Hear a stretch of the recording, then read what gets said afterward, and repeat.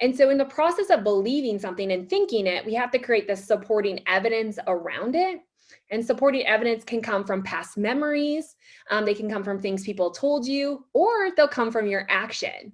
So if you step on the scale, like you believe you're fat, you step on the scale, or you look at yourself in the mirror and all of a sudden now you're like, well, yeah, I look so fat. Like, oh, my stomach is just so big. Or, like we talk so bad about ourselves. So now you're starting to do that. But not only that, but you're starting to pull from stored memories. So you might be like, of course, like I remember for me, one of the kids in 3rd grade called me thunder thighs. And so that's that's a supporting evidence for me that can support the thought that I am so fat, right? Of course, now I just have thunder thighs. And, these are all the times, and we don't consciously do this, but subconsciously we're building this scaffolding system in our brain that allows that thought to stand. And in the process of keeping that thought front of mind, and because that thought then directs our actions, we now have to support that thought with behavior. So instead of eating the healthy breakfast, you might eat the healthy breakfast, but then you'll sabotage it.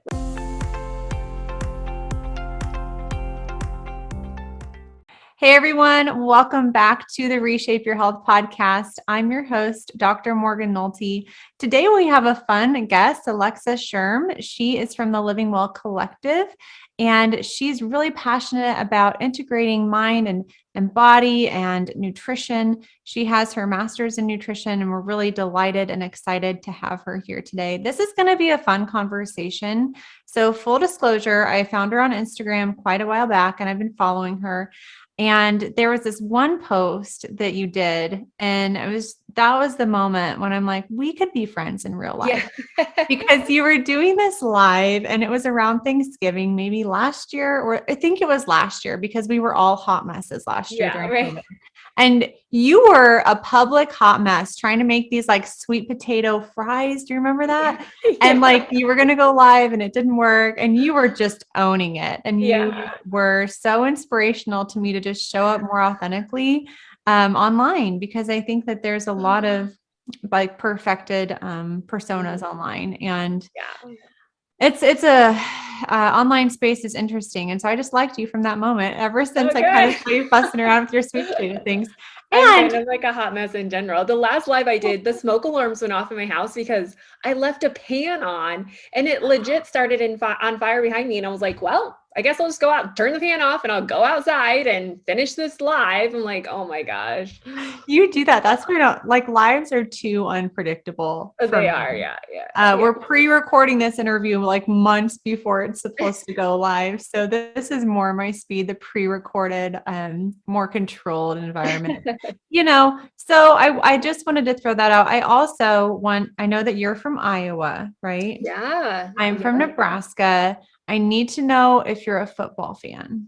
I am. Yeah. And which team? Iowa State. Okay. Iowa State. Yeah. All the way. I graduated from Iowa State, my undergrad. So I'm a Cyclone. Okay. Yeah. But I live near the University of Iowa. And so it's just, I think people want to shame me into being a Hawkeye, but I can't. So. No, you're so Iowa State all the way then. All the way. Yep. Yeah, we don't play you. I think Iowa is our thing. Yeah. I think you guys always play Iowa. But in my opinion, you can beat them. We should be able to beat anyone. Poor Scott Frost has such a terrible record of playing these great teams and winning by one score. And our last game, we should have won.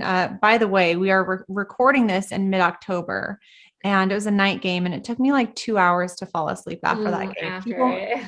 People may not know this. I'm a hardcore Husker football fan, and I had to like turn on the radio show. I had to download this app on my phone, turn on the radio show so that I could listen to the post game, so that I could just commiserate with someone for an hour or so while I wound on for fun.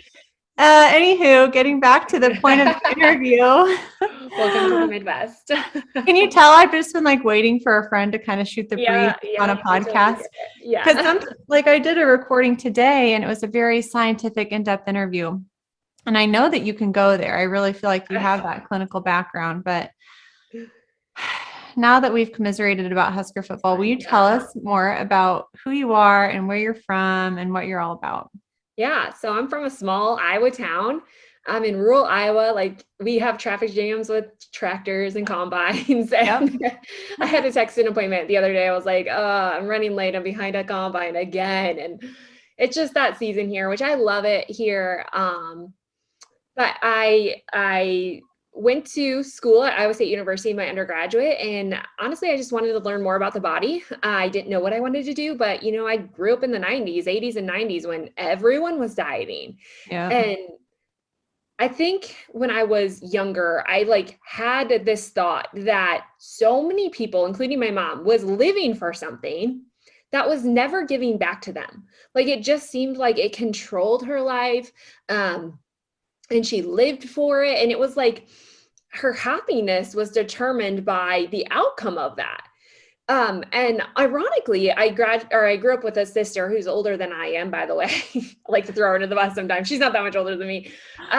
But I think both of us left there rather unscathed by that. But then again, how can you leave the 90s and any generation without recognizing that your body is bad? I think that's what we have, this underlying notion as we get older is like our bodies failed us. It's bad. Now you have to do something to change it. So I went to health just to learn. Honestly, it was kind of like, I'm going to save my mom and every other woman in this health space from living that life that seemed to be awful, like horrendous. And so I went in trying to do that. And I left with more questions than I think I had answers to. And it just didn't, things just weren't adding up, and I couldn't settle. And so when I graduated college, I had owned a gym. And honestly, the gym was kind of my own experiment. It was kind of like my own research lab of like, I really want to understand people's bodies and everyday people for how change, like what they were looking for and how to create change. And so I kind of started with the traditional model of health of like beat bodies into submission. That was fun for a little while, but I realized it didn't work. It didn't work for me, and I crashed and burned. I was doing all of the right things. I was a nutritionist. I was literally doing all of the right things, and I got so sick. And it was at that moment that I got sick, and it was like a 3 or 4 year healing journey from that point on, where doctors didn't know what was going on. I gained like 25 pounds in a month, and I had all of these symptoms. Like I could barely walk. Doctors were trying to diagnose me with like kidney disease. Anyways, it's all this thing, which honestly, I don't even look back. I rarely tell that story because it's like so far in the past. I'm like, I don't know. But at one point I remember thinking, this isn't health. Like this isn't health. And I had to remind myself, or I had to learn to believe that my body was for me. And when I started to believe that, I feel like my entire scope of health and nutrition started to evolve into something very different. And when I started to believe my body was capable of getting healthy and it desired that, I mean, the game changed. Like I was able to free myself from so many things I thought I had to do, and really just started to trust the process of healing. And I feel like I'm cured. I always say that, like there was a lot of labels thrown out there. I don't think that I have any of those diseases anymore. And I'm just going with the fact that at this point, my body is healthier than it's ever been. And it was a lot because I started connecting my beliefs with my body. Like I stopped disassociating myself from my body, and I started to understand it for what it is and what it's capable of, and really take all of that knowledge that I had learned, that I had so many questions about, and start to make sense of that and how it was working as one whole system. Yeah. So that's what I try to do with people. I'm curious, kind of what things were you doing that you thought you thought were all the right things? And then did you ever get a clear diagnosis about what was going on with your body when you were experiencing all those symptoms?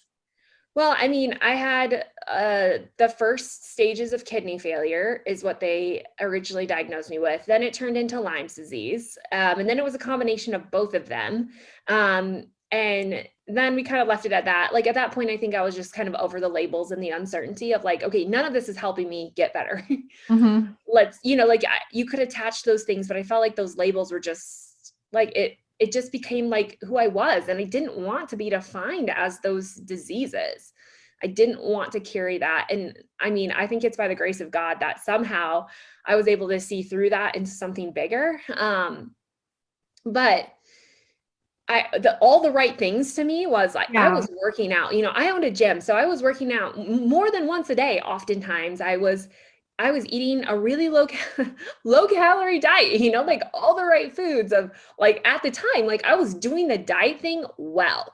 Now, when this happened, this was like pre-keto, right? Like this is more like a little bit low fat, low calorie, burning more calories than you consumed because I owned a gym and it was only when I was working out. Like I was not sleeping well because people need to work out early in the morning and late at night, not in the work hours.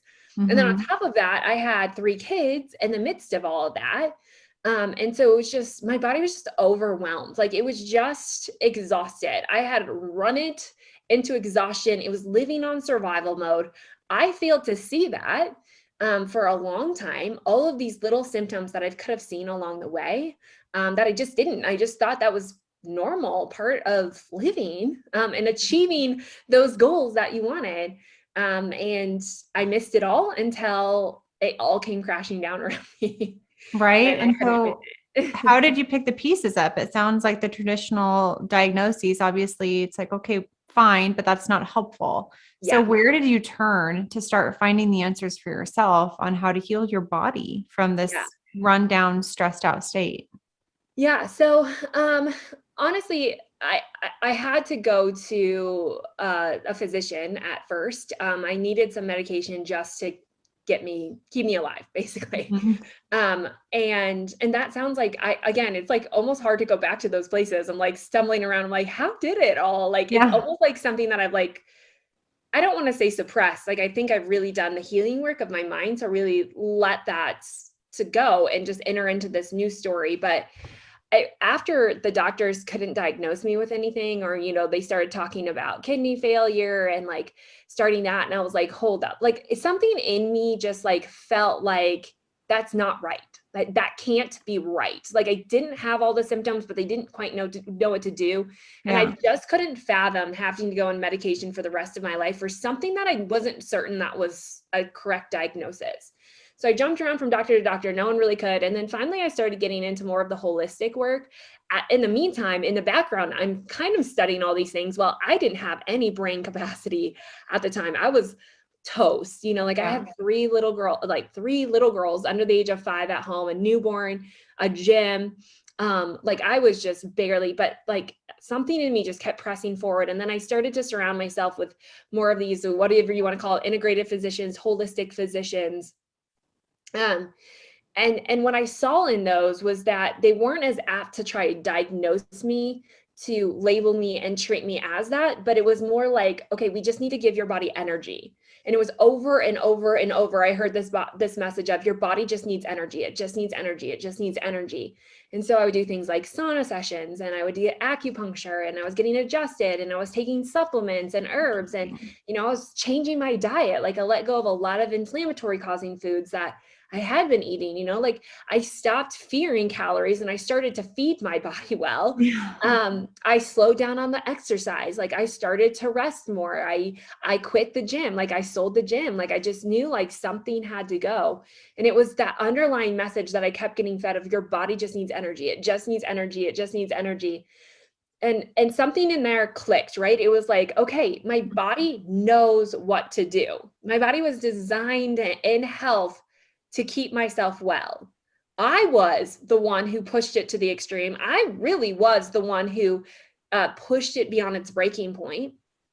And now I could be the one that was going to help get it back to its intended state by not trying to change my body, but create the environment for it to do the job that it was designed. And I think it was just once I started learning about that, I started to be really fascinated by the movement of energy inside the body. And that sounds really woo woo, It does. Yeah. You're going to but have to dig into that. yeah, we'll dig Yeah. into that because I know, and like I love talking about faith-based stuff and like God-centered stuff. And so like bringing this message into that Christian space, there's like a huge block there. And I had it too. I didn't want to see it. I didn't want to believe it. But I think if you dive in more, we really do see that that is the connecting point between our mind, body, and soul. But just doing that, like energy, right? Like calories are a source of energy. And movement can be a source of positive or negative energy. Like everything we're interacting with is changing our body in some way. And I had to start to see that, not just as exercise and food, but starting to recognize everything that I did was having an impact on my biology, whether I liked it or not. From my relationships to the things that I was doing, my career, to the people I was interacting with and the food that I was putting in my body, the things that I was focusing on in my mind, right? Like mental energy, emotional energy accounts for over 70% of our total energy. Like the things I was believing and thinking about were a huge energy drainer or filler. For most of us, they're energy drainers. And it started to make sense of why so many people do all the right things and nothing seems to work. Because that perspective shift or that mindset thing that's happening inside of our brain is completely transforming all of our biology. So I started to learn, it wasn't just about what I ate, it was what my body did with what I ate. And what my body was doing with that was strictly based on, what am I thinking about? What is going through my mind? What is my belief about these foods? Am I in a healthy mind space? Am I, wanting to help my body, or am I just trying to change it? And so it was this whole shift that said, I can no longer just do things to try and change my body. I have to learn to support my body. And learning to support my body was learning to look at the whole of me. And that was big. Yeah. Yeah. So that's interesting. Instead of trying to change your body, I like that shift. Instead of trying to change your body, try to support your body, and it will change for the better naturally. Will you talk a little bit more about you said the state of mind that you're in, even when you eat. So the connection between the sympathetic and the parasympathetic nervous system. I touched on this in a podcast, another interview that I did today, but I wanted to get your take on that and how you utilize that information to change maybe some of your eating habits. Yeah. Yeah. I mean, I think the one central theme, and I'm going to bring up energy again, not just to keep throwing that down, but I think our body is very complex. I don't believe that science even knows remotely half of what's happening inside of our body. I mean, it's just so remarkable. It's so intricate and detailed. And there's so many things that we don't know. But rather than complexifying it and zooming so close to things, if we just zoom out a little bit, there is one central theme to the whole of our body, and that is energy movement. Our body flows off energy. It works off of energy. When our body doesn't have the energy, or it fears that there's not going to be energy, this is survival mode, right? When you go on a super, calories are energy, but there's a lot of other places to get energy. But if we just talk about this in calorie form, right? If we lower those, our caloric intake down to the point where it's below what our body needs to function, which is the place where a lot of people believe weight loss happens. It happens in a very short-term place, but then long-term, it causes these survival modes. And the survival mode is the protection of energy. Survival mode to me is literally just trying to conserve and store and hoard as much energy as possible, because energy is the foundation of life. Without energy, we don't live. And so we have to have energy in order to sustain ourselves. But we often just keep energy in the form of movement and food. But if we go back to physics, and I never studied physics in school, so I'm going to sound oh my gosh, you're some physics nerd. I had no idea until later in life. I stayed clear of physics because I'm who needs to know physics? My husband's an engineer, so he's everyone should know physics. Oh, geez. But, yeah. But the first law of thermodynamics is that energy is neither created nor destroyed. So when you really start to get into energy is not just a food. It's not just a burning of energy. It's always there at the same functioning level. Now that's confusing because you're but I feel tired. I feel exhausted. I feel overwhelmed. What happens inside of our body is how the body is channeling that energy. And so we can talk about this as hormones. We can talk about this as neurotransmitters. All of those functions inside the body are a movement of energy. And that energy is just communicating to the body whether there's enough energy or whether there's not.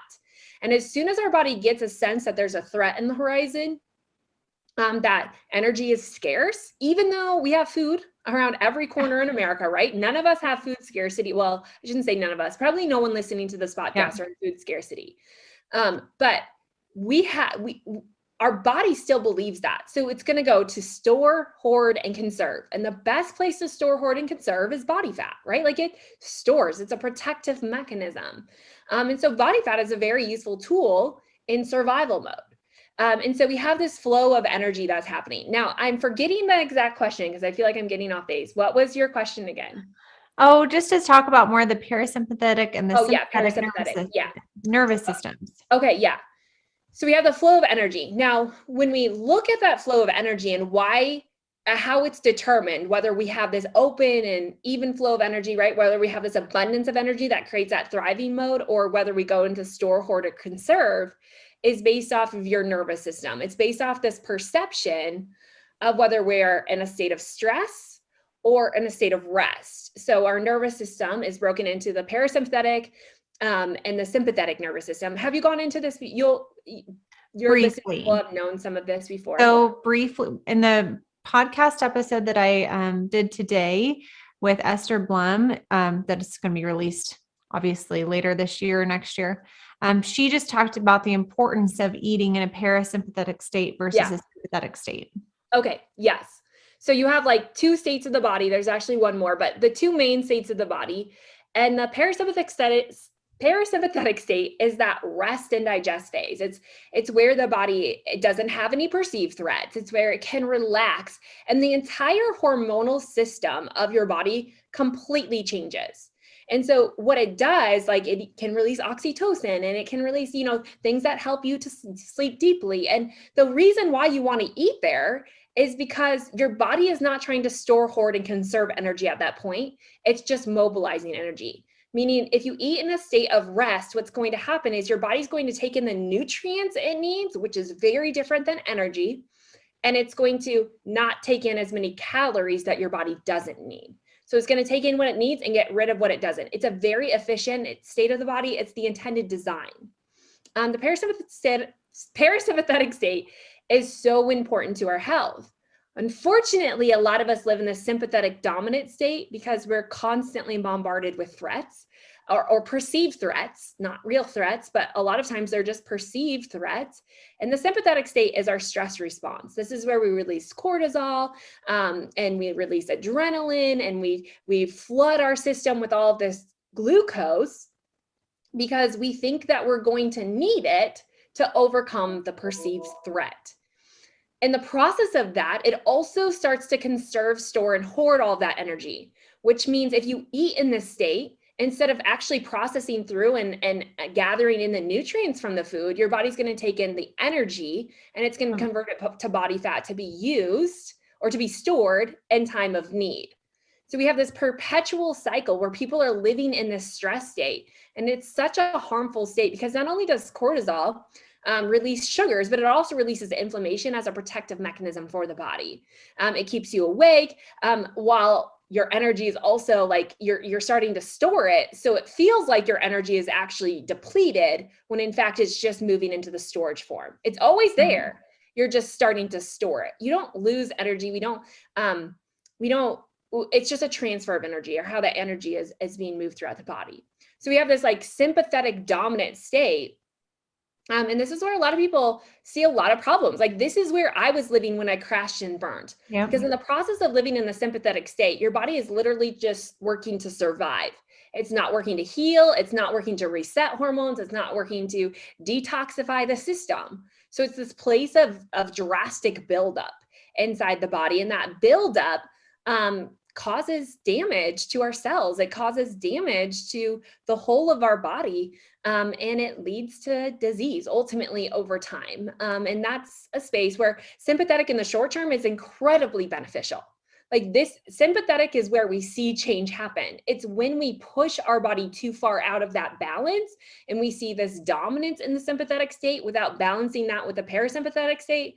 That's where we see a lot of problems happen. And that's where I was living. I was living in a calorie deficit. I was working out to beat my body into submission. I was really working out to change my body rather than working out to release energy or mobilize energy. I was not sleeping well. I was hustling like crazy. I had 3 little girls. My body had gone through 3 pregnancies. Like you can see like the level of stress that just mounts and mounts and mounts and mounts until you hit your threshold and your body just starts to deteriorate. It does. And I think that there are warning signs. Oh, Your yeah. body tries to Sure. tell you, and this may be TMI for listeners, but I'm just going to say it anyways. So currently, we as an entrepreneur have a lot, and mom have a lot of Yeah. things on our plates, Mhm. right? And so I think it's really important to recognize forms of stress that Mhm. are not an immediate danger to your life and how Yeah. that affects your body. So I think it was a couple months ago, I was doing a big presentation for UNMC on insulin resistance. I was trying to get up early, like at 6 o'clock, to pray and meditate and whatnot before the kids got up. I Mhm. was doing intermittent fasting. Mhm. And I still do intermittent Yeah. fasting, but I was doing like one long day a week. Okay. Mhm. I was exercising normally, and harvest started. My husband's a farmer, and Yeah. harvest started, which means I'm doing more of the parenting and household things. So essentially, we were pancaking one stress on top of the other. And I Mhm. missed my period. And I thought Mhm. that I was pregnant. And I took 4 pregnancy tests. All of them were negative.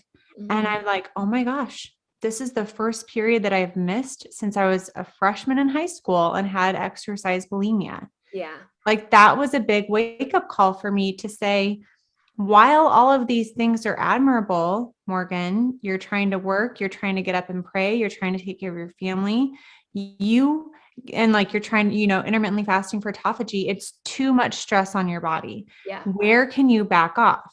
Mhm. And so I think what's really important there is that reflection of like, hey, something's off. Let's take a step back and reflect and see what you can change. And so I increased my eating window this month.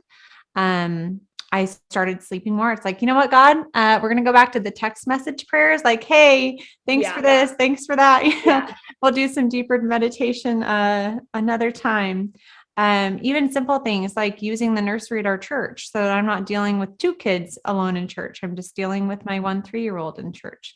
Um, really trying to be proactive and communicating with my husband. Mhm. Like all of these things, I got my period back, everything's fine. Shortening my work day. Mhm. Like I changed my actual schedule so that I don't see people as early in the morning, so Mhm. that reduces the morning stress. Reducing how many times a day I check my email. Yeah. Like that's a huge one. Not getting on social media unless it's to do a post. That's a huge one.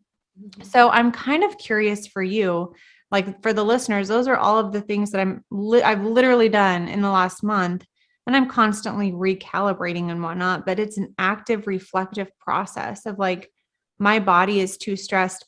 What are the lowest hanging fruits that I can control to reduce my stress? And then taking it, like really committing to my stress management. And I wanted to know for you, it sounds like you made some pretty big sacrifices for your stress management with giving up the gym, but what else, what other signs does your body show you? And then what do you do to actively manage that stress and Yeah. control your ambition? Because I can tell you're like me and we're little achievers. Yeah. Right. Yeah. Yeah.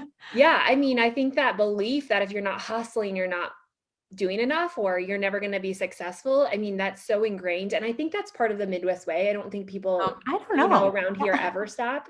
And so if you're not working, I mean, are you even Are living? you valuable? Yeah. So, Yeah. I mean, that's like partly like, I mean, growing up in farm community, like that's what we see. That's what we grew up with. But I think it's everywhere too. I think we have this. And I did give up the gym. I did make those sacrifices, but I want to be clear, I wasn't being fulfilled in those either. So those weren't things that were, okay, this is an ultimate sacrifice. This is like, Mhm. okay, something's off here. And I know that emotionally speaking, that was not just a physical, I'm going to hack this off to give myself more time. And I think honestly, the more that I've done this and the more that I've studied this, it's truly so much of a perspective shift. It's truly so much of of an emotional thing more than it is a physical thing. Yes, we need to slow down. Yes, sometimes we need to sleep more and we need to be very aware of those. In fact, if you're a menstruating woman, like we have monthly cycles that energy load is going to change and that's really important. If you're menopausal or postmenopausal, like your energy levels are going to completely change in those times. But I like to look at any kind of symptom in my life not as a problem anymore, but as a metric to understand if I'm in balance or out of balance, like more like a compass. So like Mhm. anxiety, Yeah. Like, I tend to have a little bit more anxiety. And so instead of looking at that and being like, oh my gosh, like now I'm going to feel shame because I'm feeling anxiety or feel guilty about it, which only makes the anxiety worse. I'm going to recognize that I'm feeling anxious. And so what in my life is out of balance?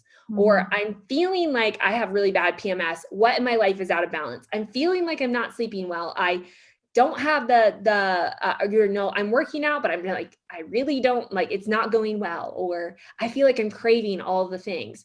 So there's some metrics that I like to look at it in my life, and it's like hunger, pain, cravings, sleep, mood. I think there's a couple more that I'm missing, but those are like some big areas that you can start to pay attention to. And if anything feels off, again, not to alarm you. I think anytime we get symptoms and we're like, oh my gosh, there's a big problem, now I got to fix it. No, don't look at it as a problem as much as a means to try and bring yourself back into balance. And here's the key. It's not keeping yourself in balance 100% of the time. It's knowing that life will always push you out of balance. But the key is not fearing that, but it's knowing how to bring yourself back into balance. It's like, okay, life is always going to push me out of balance. There's always seasons to it, right? Like you're living in the middle of harvest. A lot of my friends are farmers' wives, and like that's a real stress. It's Like real it's a stress. real thing, Real and deal. it's a season. Yep. And it's a hard season, but it's a season. And like we all go through those seasons of life, even like bodily changes, right? Like menopause, it's a season. Yeah. And understanding your body in that season and doing the best that you can to bring it back into balance. And so for me, a lot of that is like a perspective change of saying like, oh my gosh, like I'm having all these things and now I'm fearing it. And obviously I'm screwing up something and I just need to get my life in order. And like, I need to get rid of the chaos. Like that for me is impractical. Like that for me is just creating more stress because it never happens. For me, it's recognizing that stuff is all around. How can I control myself in the midst of this? I'm not saying we shouldn't get our life in order and try to do those things, but I'm saying like, what if we spent more time focusing on how we could support our body in the midst of what's happening rather than trying to work so hard to control our external environment? So what are some things that Yeah. you do for that? Like, Yeah. So some things that I do for that is, honestly, I just kind of like, I have those things that I know fill me up. So I make a list of energy fillers and energy drainers. So in my life, I recognize, okay, these are the things that I can always go to that are going to fill me up. I like taking a hot bath. I like reading fiction books. I like going for walks, a smoothie or a glass of hot tea. So I think making just a list of like in my life right now, these are the things that like genuinely fill me up. It could be getting outside, getting some sunlight. I mean, they don't have to be these big, massive life changes, like little things like this kind of meal, like this breakfast. Man, like this time of the year, it's getting cooler. Like I love breakfast hash. Like that gives me energy, right? And so for me, it's like, okay, in this season, I'm going to make a list of energy fillers. And then I'm going to look at my life and I'm going to recognize what things in my life right now are draining my energy. Is it a task that I'm doing for work? Is it like for me, social media is such a drain for me. Me And too. I feel like this immense pressure to be on there and doing things. And I'm like, why? Like, what is it ultimately helping me do except suck the life out of me? And so it's like, okay, I know I need to have a very specific boundary. Maybe I can't escape it, but I can have boundaries around that. So like going through my list of things that drain me and either saying like, can I get rid of it? Can I delegate it? Or how can I set a boundary around it? Another thing, as a mom, this is going to make me sound like a horrible mom. I hate bedtime. Like I always have. Some people are like, it's the greatest time. You got to talk to your kids. Yes, I know. But there was like, so like my husband used to work late and like I had to do bedtime alone and something about it just ruined me. I have like PTSD from bedtime. And so like for me, it's like, I can't escape bedtime, nor do I want to. I don't want to be an absent mom during that time because I know it's valuable. But in the midst of that, like, what can I do to fill myself up so I don't turn into like rage mom where I'm like, just get in your room. Like, I don't want to see you come out again. And so like, for me, it's like, okay, I understand that this point in my schedule is exhausting. It's stressful. It feels overwhelming and it's a drain for me rather than just like living. Rather than just letting that be a drain and just being like, I'm dreading it, which again, drains your energy. Anytime you dread something, that fear, that worry, that thinking about it is literally sucking energy out of you, right? It's channeling energy in an unhealthy way. So I have done something where I'm like, okay, I know this is draining, but how can I make it more enjoyable? How can I make it more filling? And if it's more filling for me, it's more filling for my kids as well, because they don't want to be yelled at to get in bed and to not get out of bed. And, like it just makes it worse. And so now it's like, okay, you read a book and I'm going to read a book, like, Oh, like we're going to sit down and we're going to read in your bed together. And so it's a great time for me to just like, I put away my phone because that's stressful. And I just like pick up a book and we just sit and read together. For some of my younger kids, I don't love the act of listening to children read to me. This is terrible. that's not, I'll tell you my terrible bedtime. Well, quote unquote terrible. It's not. I'll tell you my stories about bedtime after you're done. Okay. But I feel like it's just exhausting. And so I'll have my kids read together first, like if there's a younger one, I'm like, hey, read your sister a story or read to your stuffed animal. And not all the time. Sometimes I'll listen to her. My husband's so much better about it than I am. But then it's like, okay, I'll read you a story. And then I'll go read with my older girls. Like I'll read my book. Or sometimes it's like, okay, I'm going to reward myself with a hot bath afterwards. Like that to me is like, okay, I'm going to get through this. I'm going to enjoy it, not just get through it. I'm going to enjoy it. And then I'm going to like reward myself with just being able to relax on my own. Yep. And our bodies love rewards. I mean, it's the heart of addiction, right? Like it's why people keep doing things. And why, again, another thing that people are like, I know all the right things to do, but I can't do it. And it's like, because everything you're doing is miserable. Like you hate it all. Yeah. And so of course you're not going to keep doing it because our body lives for reward. That's what keeps us going. It's what gives us desire. And so we have to be a people who recognize that we can't escape stress. We can't escape things that we don't like doing. Like I don't love to run, but changing my perspective about it, or even working out, right? Like it's hard. Like, I don't know, like if we really ask anyone, like if you would rather like sit down and watch your favorite Netflix show or go do a workout, I mean, probably 98% of people would pick the Netflix show if they were really honest, right? Yeah. 100% maybe. But we have to change our perspective of that. Like I now don't work out to get a PR or to change the way my body looks. Like I now work out because I recognize it makes my mind feel better. It makes me feel like I have energy to start the day, or if I'm feeling tired at night and all of a sudden the sun just came out and I know mine does that in the morning. Yeah. If you're watching on YouTube, she's getting a really nice glare from the sun. Right. It's like glowing. But those are like some of the things. It's like, okay, some of these things that we know are healthy, that are good, that really do fill our bodies with life and mobilize energy and like help us to feel healthy and do healthy things for all of us. We have to change our perspective of that. And so it's either changing the perspective and also finding a reward within that. Like, what is the reward to doing that? For me, it's like working out to me is like, I found the reward in doing it with other people. So like, I rarely work out alone, but I'll text a friend and I'll be like, hey, you want to go for a walk? Or do you want to, I have a neighbor that we just like meet up in her garage and do weights.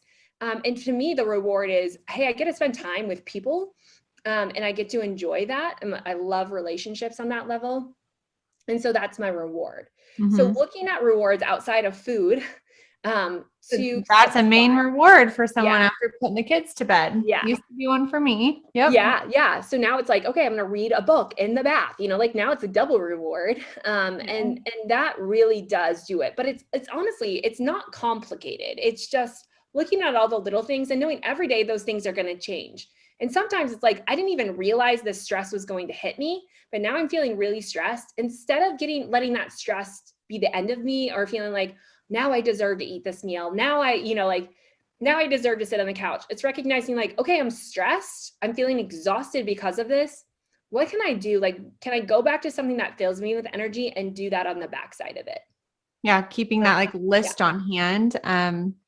So just to make you feel better, during harvest, I don't even read to the kids. I made that decision about 1 weekend. My son Dawson, historically, he's our older one. He like takes 2 hours, 3 hours to put to bed. I also have what do you want to post-traumatic? We should call it post-traumatic bedtime disorder. Yeah, right. It's a new thing and it's real. And at least now he's a little bit more independent about it. And I just told him when I was like, buddy, we're not going to read books after bath time during harvest. And he's like, but why? And I said, because it actually doesn't help you fall asleep. Mm-hmm. I don't think anything does. And he's like, Yes, it does. And I said, I have 3 years of evidence to prove otherwise.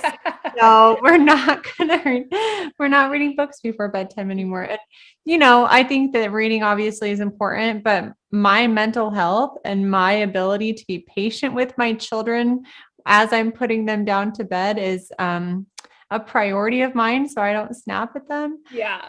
And for me in this season, it's no books before bedtime because I just don't have it in me. And I also agree with you on the reward front. It's like sometimes it'll be a hot bath or a hot shower. I love just like crashing on the couch. Mm-hmm. Um, I'm a big fan of tracking my macros, at least a few days a week. It just kind of holds me accountable, prevents that nighttime snacking. Yeah. And so I like to habit stack the reward on top of something. Like I don't like doing it. Yeah. I think it's kind of a pain, but I do it. And then I stack the habit of crashing on the couch and watching The Voice or something like that Mm-hmm. on top of it. So it's like, if you really have something that you want to do, like you said, the workout, you could stack that right in Yeah. front of your reward. I Mm-hmm. found that to be a good strategy too. Yeah. Now, I wanted to dig more into the mindset. You said 70% of our energy is like mental or emotional, and that is so true. I like to have people imagine like how much of your mental energy are you spending on negativity? So self-shame, like shaming yourself, doubting yourself. You're feeling guilty, you're feeling unmotivated, you're feeling tired. Like how much of your mental capacity is negative? And then so many times, like, I don't know, 50 to 70%. And so I say, imagine that as a water balloon. And like each of those negative thoughts is a hole in your water balloon draining you of your energy that you could be putting to pursuing your goals. Yeah. And so I talk about plugging thought holes and like finding limiting thoughts and then dealing with those. I'm kind of curious as to your perspective or your Yeah. bent on how you coach people through the mindset side of getting healthy. Yeah. I mean, I really believe the mind. Okay.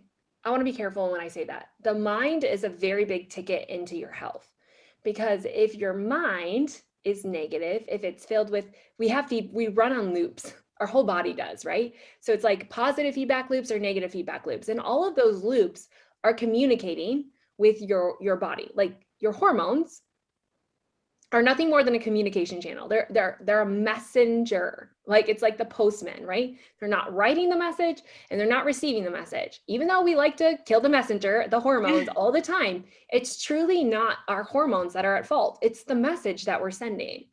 And the message is what things are going on in your mind. Like, what is your perspective? What are you thinking about? Like, that truly is changing everything about your biology. Even those thoughts are being stored in our body somewhere if we're not processing through them and getting rid of them. Now, I think we give our mind a little bit more credit than it deserves, or we make it a focus that I don't think is totally our mind. I don't think our mind alone is working in itself in isolation. I think our mind is working directly from our soul or our belief system. Mm-hmm. And so if we really look at the hierarchy of how this all works, is like our beliefs determine our thoughts, which determine our actions. So our body is truly just an outcome of our soul or our belief system. And again, there's a lot of people who would debate that, but I think we could look at any behavior modification and say, like, if I'm just trying to change my actions, if I'm just trying to work at the outside level of me, it doesn't work. Like, I mean, scientists are arguing that 100% of diets will fail long-term if we don't go back and change the belief about it. So you really are what you believe. Like if you believe that you're fat, you're going to have thoughts that limit you, right? Like you're going to create limiting beliefs anytime you try to do something positive. So limiting belief is like, okay, I'm going to step on the scale. Instead of using the scale as a metric to understand your body, now you're using it as a tool to shame you. Mm-hmm. And that's a limiting belief, right? Like some people can't step on the scale without any level of shame or guilt that says, oh, of course I'm so fat. I didn't lose any weight. Like, and that limiting belief then leads to an action that supports it. So it's all of these like big kind of complex loops, but it's like you have a belief, you have a thought, and that thought needs supporting evidence to stand.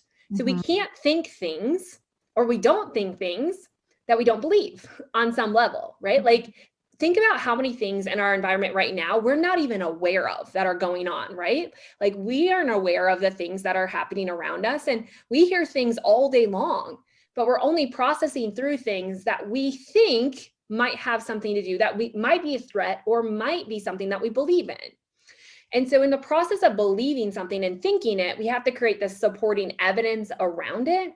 And supporting evidence can come from past memories. They can come from things people told you, or they'll come from your action. So if you step on the scale, like you believe you're fat, you step on the scale, or you look at yourself in the mirror and all of a sudden now you're like, well, yeah, I look so fat. Like, oh, my stomach is just so big. Or, like we talk so bad about ourselves. So now you're starting to do that. But not only that, but you're starting to pull from stored memories. So you might be like, of course, like I remember for me, one of the kids in third grade called me thunder thighs. And so that's that's a supporting evidence for me that can support the thought that I am so fat, right? Of course, now I just have thunder thighs. And, these are all the times, and we don't consciously do this, but subconsciously we're building this scaffolding system in our brain that allows that thought to stand.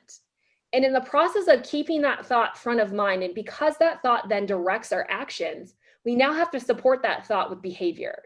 So instead of eating a healthy breakfast, you might eat the healthy breakfast, but then you'll sabotage it, right? Like you'll pull out the candy, or, I deserve this, or your cravings will get the best of you, all to support a thought that stemmed from your belief. The thought in itself isn't produced. Like we can put positive thoughts all day long in your brain, but if you don't believe they're true, you have no scaffolding system to hold on to them, and therefore they just leave. And so the way your thoughts are developed is the scaffolding system based on a belief, all these stored memories, and then your actions come into play. So I like to look at the mind more as a bridge between the body and soul. It's basically like this compass that's directing, like, are these two things working together in balance, or is there something out of balance that's not helpful in creating the action that you're looking at? But I really think that we have to focus on our soul, on those belief systems, because if we can't change what we'll always act out of what we believe. Our thoughts are always on some level based in our beliefs. And we can see this, like even in the chaos of COVID or in the political system, right? Like we develop such strong beliefs, and anytime someone rubs against that belief, you fight back against it, right? Like, and you act against that because you're always coming back to those beliefs. So if we really, really, really want to change, I think we don't need to just stop at our thoughts. I think those are important because our thoughts are how we understand how healthy our soul and our body is. All of our communication is happening in our mind. So we have to know our thoughts, be aware of them, but then use those thoughts to direct us to the place that needs attention. And so for having thoughts of like, if you look at yourself in the mirror and you can't say anything positive, go back to what belief system did you create? Sometimes it's not even your beliefs, but these were created by your parents, by past generations, by someone else told you, by diet magazines, right? Like by health that has been established that maybe isn't even true. But we can't just change our thoughts. Like we can't stop there because we can't lie to our body. And I tried doing this for the longest time. I thought I maybe sway on the negative side.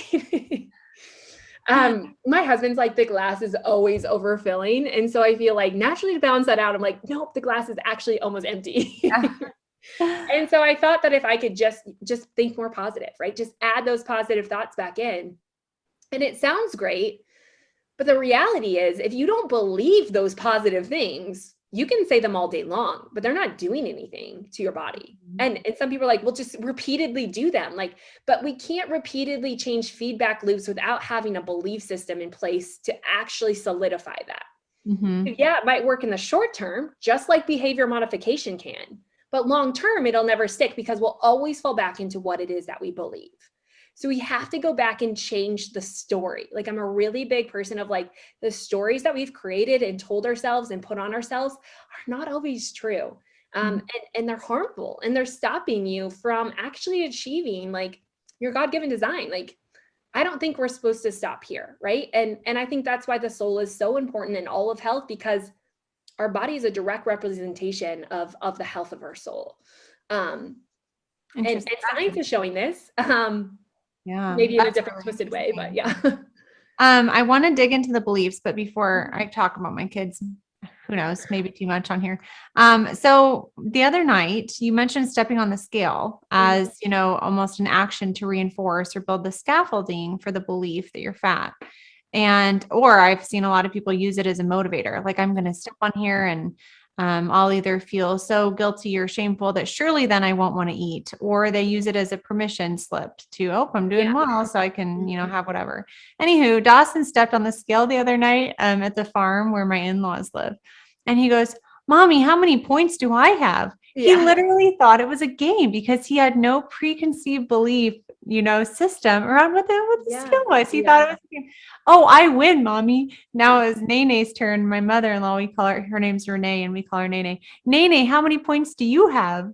And so she steps on, oh, I beat you, Nene, and so it's Yeah. just like, oh man, if everyone had that childlike Yeah. Right. Hmm. and thought the scale was just a silly Yeah. game. So Yeah. anywho, I thought that was kind of a cute, profound Yeah. story, especially for the Yeah. emphasis and the weight that the power that so many people give to a Mhm. stinking number on a scale. I know, right? Yeah, which has no way to dictate the health of your body ever. So I'd like to know, because this is really hard, how do you Mhm. change your beliefs? Because I'm totally on board with Mhm. I really think, like, I talk a lot, thoughts determine your emotions. So I kind of bridge that with emotions determine actions determine results. But you're right that our beliefs really impact our thoughts. And I heard this quote recently that you don't have to believe every thought that floats through your brain. Mhm. You can choose to think differently, but Yeah. you said that that's only a kind of a short-term solution. A great example is the other night I didn't want to exercise, and my exercise time got filled with a client call, and I was just going to skip it. And I'm like, oh, I'm so tired, I don't want to exercise tonight. And it's like, that's Mhm. crap. Why don't you just change that crappy thought? And so Mhm. I literally told myself, you're not tired. You have energy to exercise tonight, and you're going to feel a lot better after you do it. When you go home, you're going to do a workout. It's going to take 20 minutes. It'll be no big deal. You're going to feel better. But that stems from the belief that I am worthy enough, and that I love that exercise is good for my body and my mind. So that ability to change the thought does really stem from those beliefs of I'm worthy of having a healthy body. So, Yeah. Mhm. first off, like, what are the major limiting beliefs that you see a lot of in your practice? And then how do you coach your clients to truly change that belief?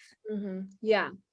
Yeah, I mean, I think we're only working out of one belief at every thought that we have. And so we have a lot of competing beliefs of, like, when you go through this process, we have these old stories and these old beliefs, and writing a new story, right? It's like, what are you going to allow more consistently to win? And that's what's going to, like, take precedence in your life. And so, I think limiting beliefs, I mean, there's so many, but I think a lot of people just don't believe their bodies are good, or capable of healing, or that their parents were fat and so they're going to be fat, or that they're not worthy. Um, I have a lot of people who have even, like, limiting beliefs that are led to shame, like, that their body was shameful, or Oh yeah. it was used to harm other people, or they were harmed by their body. There's power, like, a lot of people were traumatized by someone putting power over their body.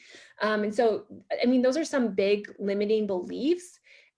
I think they kind of all stem from the opposite of what, like, as a Christian, like, God calls us, like, good and worthy and his child, and lovable, and, like, it's all, like, I think at the heart of belonging is, like, this need to be needed, or to be seen, loved, and known. And we all want a place to belong, and we all want to be loved. And so I think at our core, our beliefs center around whether we believe we can achieve those things or we're worthy of those things. And so I think the biggest thing in understanding your limiting beliefs is just to understand your thoughts, because we can't understand our beliefs without our thoughts. Our thoughts are crucial. Our mind is crucial in understanding our mind and our body, or our soul and our body. So you have to understand, what are you thinking? And then, what is the belief behind that? Where did it come from? And that sounds really annoying and also kind of cheesy initially, because these are not, like, glamorous things like changing your body that's so glorified. No Right. one can see this happening. But for me, sometimes it was like, okay, I'm going to write these things down. Like, I'm going to write down what it is I think about. And then I'm going to go back and I'm going to try and find a belief based on that. And some people would take you, like some therapists would take you even further and go back to like childhood, where a lot of these formative things were built, or, like that's where we learned a lot of these things, or our beliefs were built. And so maybe it's even understanding now, where did that belief come from? And then starting to put like truth, like, is that true? Like, do I really, as an adult self who knows and has lived through as much as I have, do I really believe that anymore? And it sounds silly, but what we don't realize is that unless we understand our beliefs, we'll continuously act out of the beliefs that were created when we were younger, out of our childhood versions of ourselves. And so we have to go back in as adults, as wiser selves, and put some truth back into those things. And that's really important. But we have to go back and we first have to acknowledge what that belief is, and acknowledge that that was probably the safest thing for my body at that time, to believe that. Our beliefs are always in protection of ourselves, and they're always looking for safety. And so I don't want to say like, we can't go back in and like, if you have the belief underlying that I'm fat and no one's going to love me because of it, we have to realize, where did that belief probably stem from? And at some point, that belief has protected you from pain that you feared that created that. And then you have to start to love that back into a true belief, like not to dismiss it or say that that wasn't good, but to say like, okay, I did believe that, but this is the truth. And starting to remind your body of that truth over and over and over and over, and really start to believe it for what it is. And in the process of believing that, those beliefs change your subconscious brain, which is where we act out of 85% of the time. 90% of the time is subconscious. And that subconscious transmits to the conscious brain, which then produces better thoughts. And so I think it's like, some people call it like an onion of this layers of healing, where, we have a lot of belief systems, and it's just kind of starting with some of the basic ones and watching yourself evolve in that. And then just keep going through the process of that. But I think a lot of people get stuck in the belief system because it brings up a lot of painful things too, like of understanding those. A lot of these negative beliefs are built in pain and trauma. I don't want people to get stuck there. Like, we have to remember, whatever pain and trauma we went through, more than likely we can't be hurt by that again. And bringing that up kind of gives us this thought, or makes our body feel like, oh my gosh, if we let this out, we're going to be hurt by it again. But we have to remind ourselves that we can't be hurt by it again, but we can let it go. And in the process of letting it go, you're actually creating a safe environment for your body to change and to heal. That's a whole different topic for a podcast. But it's really fascinating stuff. But just going back in and understanding those beliefs, and it takes time, but it is worth it work, and the more you do this, the more that you change those beliefs, then everything just happens without you forcing it. When you can change those belief system and really healthify those to align with where you want to go and what it is that you believe and your purpose, then guess what? Your thoughts evolve out of that, and your actions. So no longer are you just like constantly putting energy into all this behavior modification and being frustrated that it doesn't work. All of a sudden it's just like, okay, now when I start doing this, like, things just happen. And I had to go through this whole process after healing of like really starting to recognize my body is good, because I had this underlying belief that my body was bad, and I was here to change it, to force it to be good, to be something that people loved, like loved or made me known. And I realized, like, in the process of that, like, my body is good. It is for me. And in the process of that, my thoughts changed to be less about like, how can I beat my body into submission? And now how can I support it? And in the process of that, now I'm like, not as apt to just like closet eat things because I'm frustrated that nothing's changing. And I'm more like, I don't even need that, because I recognize that there's plenty of other places I can get energy from, if that makes sense.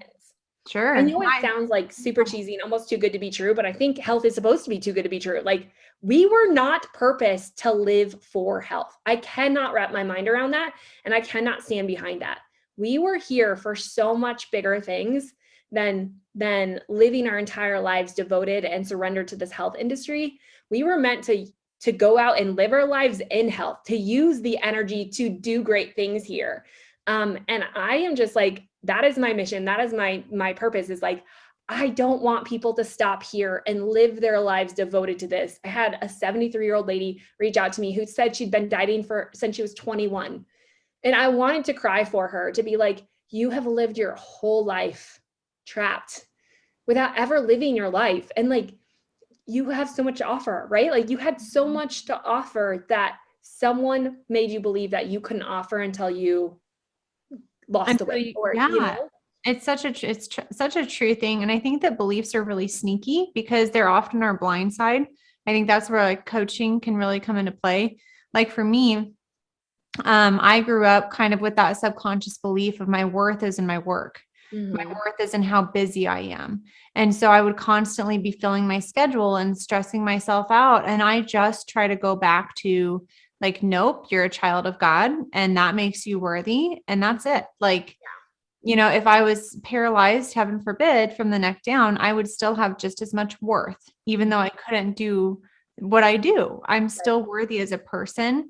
Yeah. And so I try, like, when I see that limiting belief in myself, I try to then replace it with, no, what is actually true? Like, where did that come from? Right. I have really hardworking parents, a really sacrificial mom. But I've seen her, and she'll come on here and talk about this, sacrificing her health for, Yeah. putting the needs of others above her own sometimes. And so I recognize that's not a belief that I want to carry into adulthood, you Yeah. know? So I think that they don't even have to be as deep as some of the ones that you mentioned, but they could be still just as impactful Oh, on yeah. on Yeah. that. And I see that a lot in women who are givers, and they have that belief that if I'm not busy, if I'm not constantly giving my time to other people, then I'm selfish. Yeah. So, nope. Hey, I have one more question before you go. Yeah. My favorite book on this topic is I Am Enough by Marissa Peer. And I Mm. wanted to know if you'd read that, and if maybe you have, maybe you haven't, but also if you had any other recommendations for like Mhm. favorite books to work on this mindset, belief, energy stuff that we've been talking about today. Yeah. I have not read that book, but I will add it to my list. I love reading. I mean, some of the books that I think are foundational, there's The Biology of Belief, which shows the power of what we believe. I think that's a hard book to read. It's not like a fast book to read. Have you ever read The Biology of No, Belief? I haven't heard of that one. No. Okay, yeah. So I have some of them here, but it's a big book, a little bit harder to read. One that was kind of transformative to me was The Memory Code, and it talks about how our memories are stored inside of our body. That's by Dr. Alexander Lloyd. Um, I love Jenny Allen's latest book. Let me see if it's right here. Oh, Get Out of Your Head. Kind of talks more about holding the thoughts captive. Get out of your head. This is definitely it doesn't talk as much about the soul, but how to do the work. This is a good mindset one as well. Okay. This is a newer book. This is a fun read. I'm giving you all kinds. I love these. Maybe you should talk to someone. This is like a really good book. And she's a therapist. Tissue box on the cover. That's funny. Yeah. This is a really good book. So those are some of my favorite ones, I guess I would say. You have a lot. That's really good. Yeah. So yeah, I mean, when we talk about energy movement in the body, I haven't found a great book that explains that. So yeah, that's a little bit not one that I have. I mean, not all of those are like mindset and belief books, not necessarily like body books. Yeah, which Yeah. is fine. That was kind of the focus of today anyways, but Yeah. thank you so much for doing this interview. It was just really fun to talk with you. I always love connecting with fellow entrepreneurs, especially if they are working moms, Yeah. and especially if they're in the field that we're in. So it was a delight to speak with you. Can you let our listeners know where they can learn more about you? Yeah, well, this was so fun. I'm so glad to be on the show. You can learn more about me at thelivingwell.com. There's blogs and there's courses, and I have a planner over there that just, again, anything I can do to help you like live this out. That's kind of my mission. And then my podcast is called Made for Living Well, and Instagram is called Made for Living Well at Made for Living Well. So Perfect. Yeah. And we'll link up to all those resources in the show notes today. Alexa, thanks so much for coming on, and we'll talk again soon. yes, thank you. Bye. Bye.